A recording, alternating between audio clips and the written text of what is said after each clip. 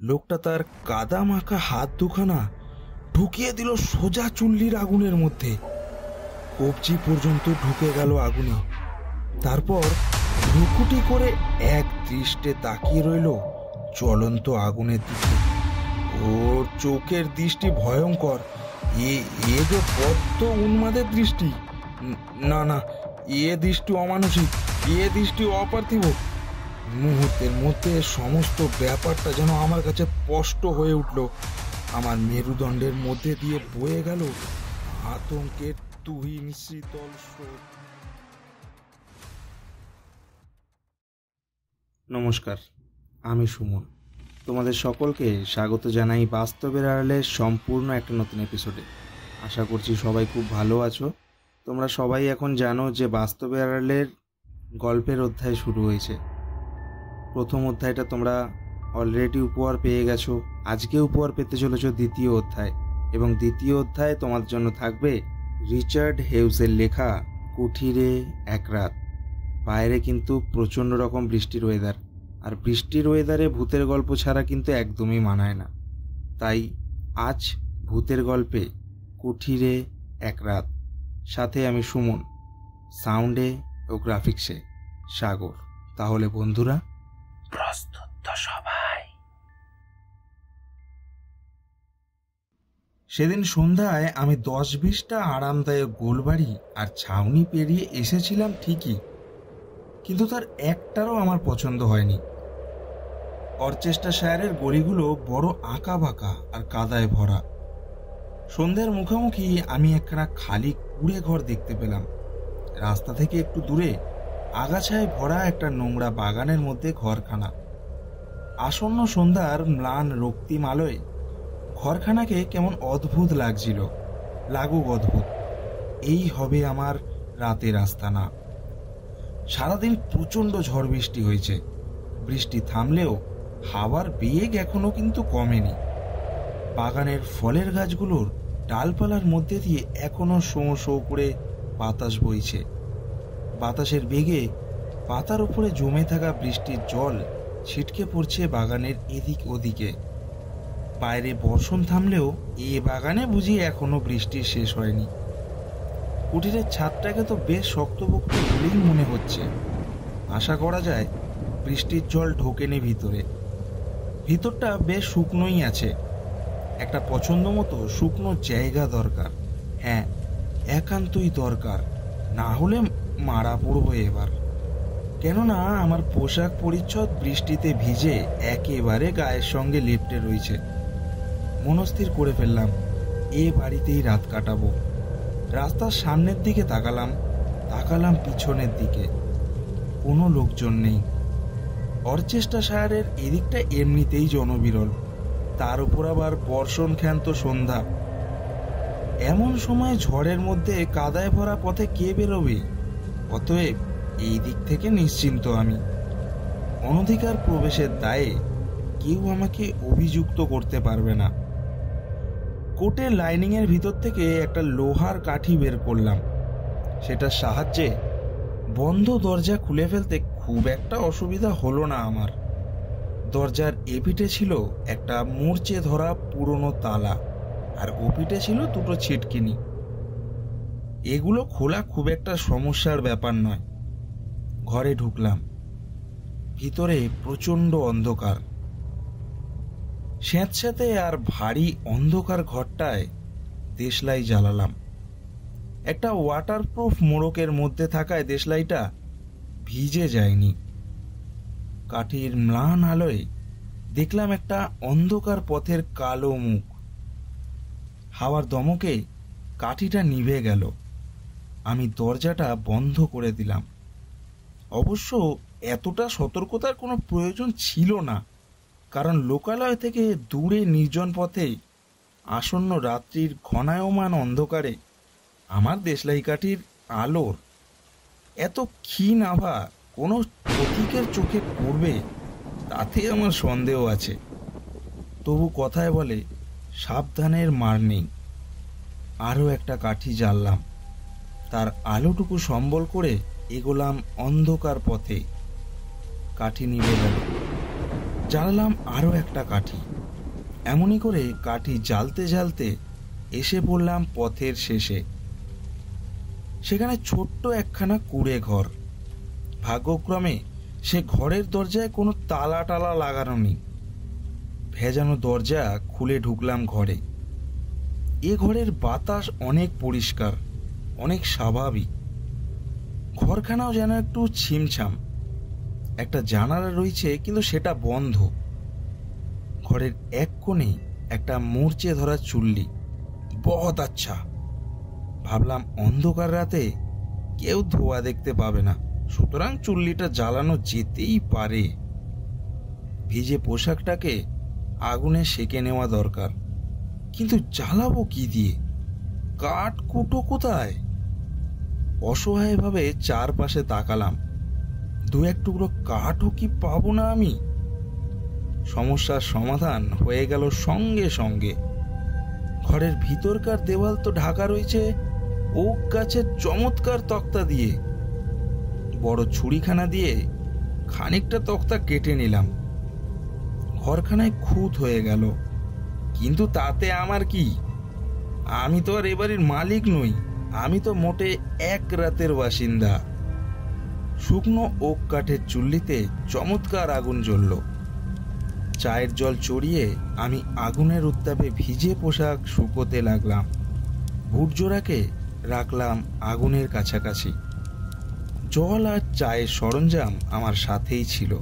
খিদেও পেয়েছে, কিন্তু সঙ্গে যা খাবার ছিল তা পথেই শেষ হয়ে গেছে। অগত্যা পেটের খিদে পেটেই রেখে শুয়ে পড়তে হলো। একসময় ঘুমিয়েও পড়লাম, কিন্তু খুব বেশি সময় ঘুমোতে পারলাম না। কেননা যখন জাগলাম তখন চুল্লিতে আগুন বেশ উজ্জ্বলভাবেই জ্বলছে। শরীরের অঙ্গ প্রত্যঙ্গ কেমন যেন অসাড় হয়ে আসে। একটু নড়াচড়া করলেই ঘুম ভেঙে যায়। পাশ ফিরে আবার ঘুমোবার চেষ্টা করলাম। আচম্বিতে একটা শব্দ শুনে চমকে উঠলাম। অন্ধকার পথটায় পায়ের শব্দটা এগিয়ে আসছে এই ঘরেরই দিকেই। আগেই বলেছি, এ ঘরে একটি মাত্র জানালা, আর সেটাও নাকি বন্ধ। যে দরজা দিয়ে আমি এ ঘরে এসেছি সেটি ছাড়া আর কোনো দরজা নেই। ঘরের মধ্যে লুকোবার মতো কোনো আলমারি অথবা কাবার্ডও নেই। বাড়ির মালিক আসছে। এখন আমি পালাই কি করে? আমি যে হাতে নাতে ধরা পড়ে যাব। কিন্তু এই অবস্থার মুখোমুখি হওয়া ছাড়া আমার সামনে তো দ্বিতীয় কোনো পথ খোলা নেই। বাড়ির মালিক নিশ্চয়ই অনধিকার প্রবেশের দায়ে আমাকে অভিযুক্ত করবে। তার অর্থ যে কি তা আমার অজানা নয়। আমাকে আবার ওই অরচেস্টারশায়ারের জেলে ফিরে যেতে হবে। অথচ এই তো সবে দুদিন হলো আমি সেই জেল থেকে খালাস পেয়েছি। সেখানে ফিরে যাওয়ার আদৌ কোনো ইচ্ছে আমার নেই। আগন্তুকের কোনো তাড়াহুড়ো নেই। সে বেশ ধীরে সুস্থে অন্ধকার পথ ধরে এগিয়ে আসছে। দরজার ফাঁক দিয়ে বাইরে আলো পড়েছে। আলো দেখেই লোকটি বোধহয় এগিয়ে আসছে এই ঘরখানার দিকে। সে বোধহয় ভাবছে তার অন্ধকার ঘরে আলো জ্বাললো কি। লোকটি ঘরে ঢুকলো। মনে হলো ও আমাকে দেখতেই পায়নি। আমি এক কোণে গুটিসুটি মেরে বসেছিলাম। কোণের দিকে না তাকিয়ে লোকটা সোজা চলে গেল জ্বলন্ত চুল্লিটার কাছে। জলে ভেজা ঠান্ডা হাত দুখানা গরম করতে লাগলো আগুনের তাপে। সত্যি সাংঘাতিক ভিজেছে বটে লোকটা। ওর সমস্ত শরীর থেকে ঝরঝর করে জল পড়ছে।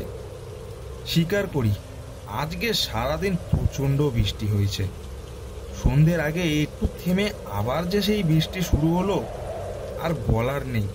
কিন্তু এরকম বৃষ্টি ঝরা রাতেও লোকে এরকম ভিজে যায় কি করে? লোকটার পোশাক পরিচ্ছদ পুরনো আর জীর্ণ। ওর সমস্ত শরীর থেকে জল ঝরে পড়ছে। ঘরের মেঝে ততক্ষণে অনেকটা ভিজে গেছে। লোকটার মাথার টুপি নেই। চুল ভিজে সপসপে। চুল থেকে জল ঝরে পড়ছে চুল্লির জ্বলন্ত কাঠের ওপর, আর একটা হিস শব্দ হচ্ছে। সে শব্দের মধ্যে ফুটে উঠছে যেন একটা অন্ধ আক্রোশ, একটা দুর্বুদ্ধ অসুয়া। বুঝলাম লোকটি মোটেই একজন আইন মেনে চলা সুনাগরিক নয়। ও আমার মতোই একজন ভবঘুরে পথের ভদ্রলোক। সুতরাং একই পথের প্রতীক আমরা। একটু হেসে ওকে সম্ভাষণ করলাম। হে কি মশাই, আপনিও কি রাতের আশ্রয়ের খোঁজে?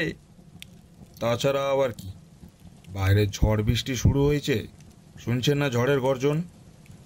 হ্যাঁ তা তো শুনছি, সারা রাত বোধহয় এমনি চলবে। উফ, কি জঘন্য আবহাওয়া, একেবারে ভিজে গিয়েছি। যা ঠান্ডা, সমস্ত শরীর যেন জমে বরফ হয়ে যাচ্ছে। অনুযোগের সুরে আগন্তুক বলল। তারপর আগুনের আরো কাছে গিয়ে কুটিসুটি মেরে বসল। না, আমি বলছি রাস্তায় চলার পক্ষে আবহাওয়াটা মোটেই ভালো না, কিন্তু একটা কথা ভেবে অবাক হচ্ছি। কি কথা? আমাকে শেষ করতে না দিয়েই আগন্তুক প্রশ্ন করল। মানে ভাবছি বাড়িখানা পরিত্যক্ত কেন? এখানে মাঝে মাঝে লোকজন তো আসতে পারে, কেননা পুরনো হলেও এই বাড়িখানা এখনো বাসের অযোগ্য হয়ে ওঠেনি।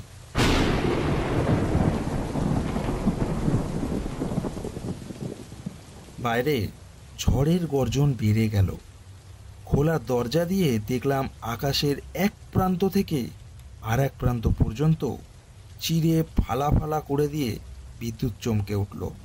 বিদ্যুতের আলোয় দেখলাম বাগানের গাছপালা আর আগাছাগুলো ঝড়ের বেগে কিরকম অদ্ভুতভাবে আন্দোলিত হচ্ছে। করকর করে বাজ ডাকল। সৃষ্টি যেন আজ রসাতলে যেতে বসেছে। একটা সময় ছিল যখন এমন একখানা চমৎকার সুন্দর কুঠির বা এরকম সুন্দর বাগান আর এ তল্লাটে ছিল না। আর এখন এখন কোন লোক এখানে থাকে তার কোনো ঠিক নেই। কোনো পথ ভোলা প্রতীক বা ভবঘুরে রাত্রিবাস করে না এখানে। খসখসে গলায় আগন্তুক বলল এটা। কিন্তু কেন? আমি প্রশ্ন করলাম। আমার কথার কোনো জবাব না দিয়ে আগন্তুক বলতে লাগলো। আর আজ ভিখারিরা এ বাড়িতে রাত কাটায় না। সেসব পোড়ো বাড়িতে ভিখারিরা রাত কাটায় যেখানে ছড়িয়ে ছিটিয়ে থাকে তাদের ছেঁড়া খোড়া পোশাকের টুকরো, খাবারের অবশেষ। এখানে কি সেরকম কিছু দেখতে পাচ্ছেন? না, কিন্তু বাড়িখানার এরকম হাল হলো কি করে? আমি আবার প্রশ্ন করলাম। হানাবাড়ি, বুঝলেন মশাই, হানাবাড়ি। এ বাড়িখানা হানাবাড়ি। দীর্ঘ নিঃশ্বাস ত্যাগ করল লোকটি। শ্বাস ফেলতেও যেন ওর খুব কষ্ট হচ্ছে। হে, আপনি দেখছি বাড়ি সম্বন্ধে বেশ খবর রাখেন। ব্যাপারটা জানা থাকলে খুলে বলুন না মশাই একটু। ভূত, এ বাড়িতে নাকি ভূতের উপদ্রব। লোকটা এ বাড়িতেই থাকতো। সে এক মহা দুঃখের কাহিনী মশাই। সব কথা আপনাকে বলবার প্রয়োজন নেই। এটুখানি বললেই যথেষ্ট হবে যে হতভাগ্য লোকটি শেষে মিলের পুকুরে ডুবে আত্মহত্যা করতে চেয়েছিল, এবং সেটা করেও ছিল। ওকে যখন পাড়ে তোলা হলো তখন ওর মৃতদেহটা জলের ওপরে ভাসছে। দেহটার ওপর অতি সূক্ষ্ম, পাতলা এবং পিছল মাটির একটা আস্তরণ পড়ে গিয়েছে। আঠালো মাটির গায়ে আটকে ছিল জলের পানা আর শ্যাওলা। মরবার পরও নাকি লোকটাকে দেখা গিয়েছে। গায়ের অনেকেই নাকি দেখেছে তাকে। মৃত মানুষটা যেন ক্লান্ত পায়ে হেঁটে যাচ্ছে পুকুর পাড় দিয়ে। ওকে বেশিরভাগ সময় নাকি দেখা গিয়েছে স্কুলের মোড়ে ছেলের জন্য অপেক্ষা করতে। ও বোধহয় ভুলেই গিয়েছে যে ওর ছেলে পরিবার কেউ আর বেঁচে নেই। বসন্ত রোগে সবাই মারা গেছে, আর এজন্যই ও জলে ডুবে আত্মহত্যা করেছে। পরিবারের সবাই মারা যাওয়ার পর লোকটা আর বাইরে বেরোতো না, বাড়ির মধ্যেই ক্রমাগত পায়চারি করত। মরার পরও নাকি তার পায়চারি শব্দ বন্ধ হয়নি। এখনো নাকি তার অশান্ত আত্মা দেহ ধারণ করে ঘুরে বেড়ায় এই বাড়ির মধ্যে। লোকটা জলে ডুবে আত্মহত্যা করেছিল, এখন সে ঘুরে বেড়ায়, কেবলই ঘুরেই বেড়ায়। হানা দেয় তার একদা বড় সাধনের বা সাধের এই বাগান ঘেরা বাড়িতে। আগন্তুক আবার দীর্ঘ নিঃশ্বাস ত্যাগ করল। সে একটু নড়ে চড়ে বসতেই তার বুট জোড়ার মধ্যে জলের পচপচ শব্দ শুনতে পেলাম। কিছুক্ষণ দুজনেই চুপচাপ। বাইরে ঝমঝম করে বৃষ্টি পড়ছে, শোনা যাচ্ছে ঝোড়ো হাওয়ার হুঙ্কার। হাজার হাজার অদৃশ্য ক্রুদ্ধ দানব যেন দারুণ আক্রোশে ঝাঁপিয়ে পড়েছে এই ছোট্ট কুটিখানার উপরে। বাড়িখানাকে যেন ওরা উড়িয়ে নিয়ে যেতে চাইছে বহু দূরের দানব লোকের পথে। বিদ্যুৎ চমকাচ্ছে, আর সঙ্গে সঙ্গে শোনা যাচ্ছে বজ্রের ক্রুদ্ধ গর্জন। শেষ পর্যন্ত নীরবতা ভেঙে আমি বললাম, আমাদের কিন্তু এসব কুসংস্কার আচ্ছন্ন হলে চলবে না মশাই। কলিক ভূতের ভয়ে আমরা যদি এ বাড়ির আশ্রয় ছেড়ে চলে যাই, তবে এ দুর্যোগের রাতে খোলা আকাশের নিচে জল কাদা ভরা রাস্তাতেই আমাদের কিন্তু রাত কাটাতে হবে। না না, এ বাড়ি ছেড়ে যাব কেন? ওসব ভুতুরে হানার গাল গল্প আমি বিশ্বাস করি না। আগন্তুক বলল। এসে আমি বললাম, এই আমিও কিন্তু মনে করি না। শুনি কম লোকে নাকি ভূত দেখেছে, আমি এত বয়সে এখনো পর্যন্ত ভূত দেখিনি। আগন্তুক তাকালো আমার দিকে, ওর দৃষ্টি কিন্তু অদ্ভুত, বিষণ্ণ। মুহূর্তকাল চুপ করে থেকে সে বলল, দেখেননি, আপনার বোধহয় ধারণা ভবিষ্যতে কোনোদিনও ভূতের সঙ্গে আপনার মোলাকাত হবে না। ভালো, কোনো কোনো লোক তো সারা জীবনেও ভূতের দেখা পায় না। গরিব মানুষের বাড়িতে টাকা পয়সা না থাকতে পারে, ব্যাপারটা ঠিকই, কিন্তু ভূতের ভয় দেখাতে শুরু করলে সেটা ভাল লাগবে তো? ওসব ভূত টুত কিছু নয় মশাই। পুলিশের লোকেরাই আমার ঘুমকে অস্বস্তিকর করে তোলে। পুলিশ আর পরের ব্যাপারে হয়তো নাক গলালে এ রাতের বিশ্রাম পাওয়াটা খুব শক্তের ব্যাপার। লোকটার জীর্ণ পোশাক থেকে তখনও জল ঝরে পড়ছিল। ঘরের মেঝেটা ভেসে যাচ্ছিল সে জলে। ওর গা থেকে কেমন একটা স্যাঁতস্যাঁতে ভিজা ভিজা গন্ধ আসতে শুরু করে। আরে মশাই, এতক্ষণ আগুনের পাশে বসে আছেন, এখনো আপনার পোশাক শুকোলো না? কার মাথা থেকে তো দেখছি ক্রমাগত জল ঝরে পড়ছে। শরীর শুকাতে আপনার কতখানি তাপ লাগে? বেশ অবাক হয়েই আমি এই প্রশ্নটা করলাম। শুকোতে? কাশতে কাশতে আগন্তুক একটু হাসলো। বোধ করি ওর হাসিটাই কাশির মতো। তারপর খসখসে গলায় বলল, আমার শরীর শুকোবার কথা বলছেন? না মশাই, আমার শরীর কোনোদিনই শুকোবে না। কি করে শুকোবে? আমার মতো যারা, তাদের শরীর চিরকালই ভেজা থাকবে। তাদের শরীর থেকে চিরদিনই জল ঝরবে, কোনোদিন আর শুকোতে পারবে না তারা। বৃষ্টি, রোদ্দুর, শীত, গ্রীষ্ম যাই হোক না কেন, তাদের অবস্থার কোনো পরিবর্তন হবে না। বিশ্বাস হচ্ছে না? দেখুন তবে। লোকটা তার কাদা মাখা হাত দুখানা ঢুকিয়ে দিল সোজা চুল্লির আগুনের মধ্যে। কবজি পর্যন্ত ঢুকে গেল আগুনে। তারপর ভ্রুকুটি করে এক দৃষ্টে তাকিয়ে রইল জ্বলন্ত আগুনের দিকে। ওর চোখের দৃষ্টি ভয়ঙ্কর। এ যে বদ্ধ উন্মাদের দৃষ্টি। না না, এ দৃষ্টি অমানুষিক, এ দৃষ্টি অপার্থিব। মুহূর্তের মধ্যে সমস্ত ব্যাপারটা যেন আমার কাছে স্পষ্ট হয়ে উঠল। আমার মেরুদণ্ডের মধ্যে দিয়ে বয়ে গেল আতঙ্কের তুহিন শীতল স্রোত। গলা চিরে বেরিয়ে এলো এক নিদারুণ আর্তনাদ। বুট জোড়া হাতে নিয়ে আমি এক ছুটে বেরিয়ে গেলাম ওই ঘর থেকে। কি করে যে অন্ধকার পথ আর বাগান পেরিয়ে বাইরের রাস্তায় এসে পড়লাম তা বলতে পারবো না। বাইরের দুর্যোগের প্রকৃতিটাই যেন পাল্টে গেল আমার কাছে। বৃষ্টিধারাকে মনে হলো ঈশ্বরের আশীর্বাদ। কাদায় ভরা পথটাকে মনে হলো পরম আশ্রয়। বিদ্যুতের আলোয় আমি পথ দেখছি। বজ্রের গর্জন এখন আমার কাছে এগিয়ে যাওয়ার সংকেত। সেই বৃষ্টি ঝরা ঝোড়ো রাতে হানাবাড়ি খানাকে পিছনে রেখে আমি জল কাদায় ভরা পথ ধরেই ছুট দিলাম সামনের দিকে। শেষ হলো আজকের নিবেদন, কুঠিরে এক রাত। কেমন লাগলো সেটা কিন্তু অবশ্যই জানাও। তোমাদের একটা জিনিস বলি, তোমরা কিন্তু ঘটনা সবাই শুনছো, কিন্তু পুরোটা শুনছো না। তোমাদের কোথায় কি সমস্যা হচ্ছে সেটা কিন্তু কমেন্টের মাধ্যমে জানাও। যদি কোনো রকম খারাপ কিছু লাগছে, তোমাদের যেটা ফিডব্যাক সেটা তোমরা কমেন্টে দাও, আমরা সেগুলোকে ইমপ্রুভ করার চেষ্টা করব।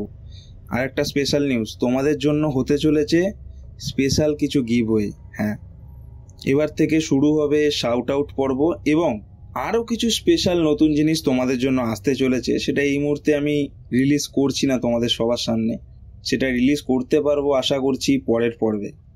এবং তার জন্য তোমাদের সবাইকে প্রস্তুত থাকতে হবে, চ্যানেলটাকে সাবস্ক্রাইব করে নিয়ে, কারণ পরের পর্বে আসতে চলেছে নতুন কিছু ভয়ের গল্প আর সাথে তোমাদের জন্য গিভওয়ে। তাহলে দেখা হচ্ছে আবার পরের পর্বে নতুন কোনো ভয়ের গল্পর সাথে।